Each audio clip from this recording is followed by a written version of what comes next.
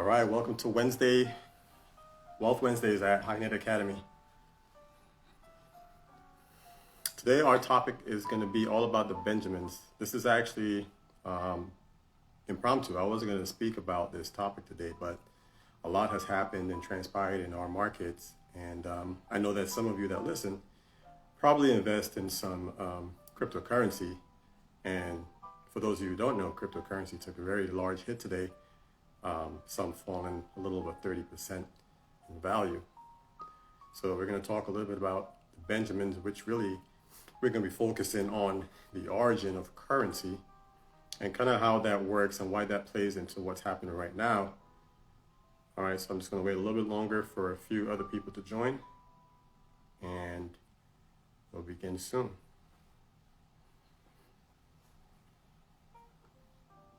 So again, my name again is Kevin Thompson, founder of Highnet Academy. And today we're going to talk all about the Benjamins. Specifically, we're going to be focusing on currency and having a little bit of what happened within the crypto market today. All right, so just to begin, so for those of you who don't know, cryptocurrency took a big hit today. They fell, even Bitcoin fell almost 30% in its value over time, but it was like a really big pullback. Some call it a reset. Some call it, this is inevitable and this is going to be a failure. Crypto might be over. But I'm not going to focus too much on cryptocurrency. We're going to talk a little bit more about currency itself and its value and wealth transference of currency. So this happened, by the way, it was news over China saying that they were going to ban the use of Bitcoin and other cryptos.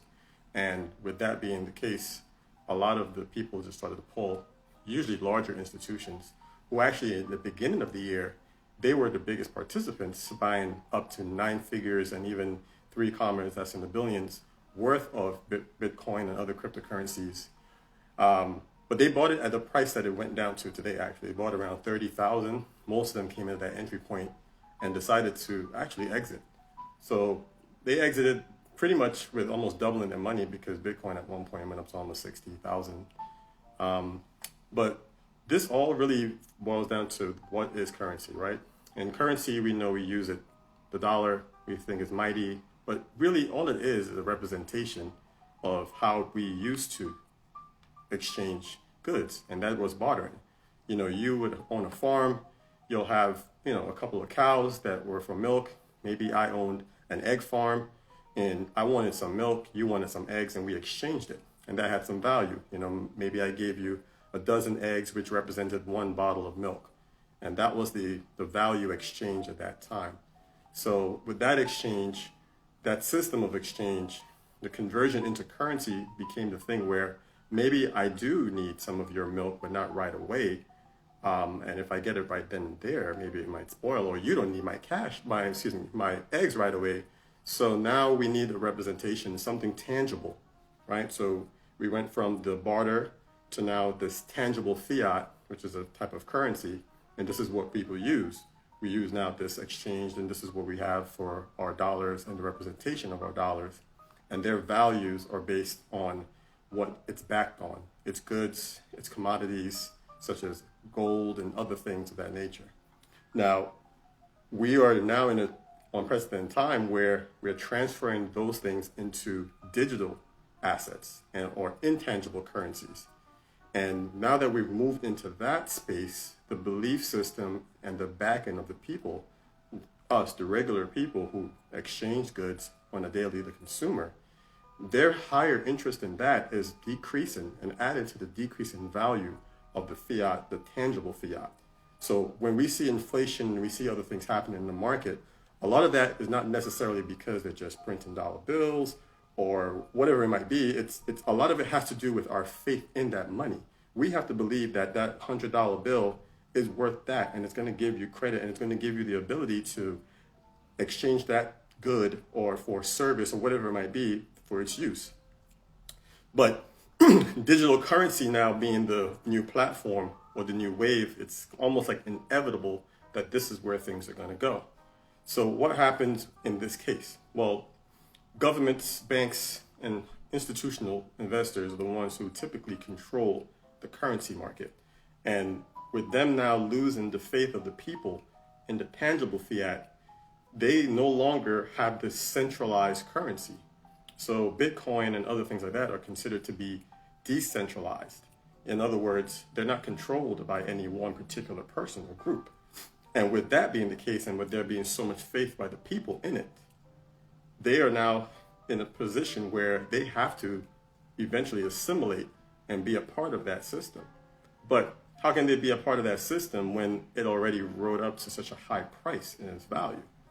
Well, one of the best ways to do that is to discredit, which they've done this a few times before in the past. And while discrediting this currency, it falls.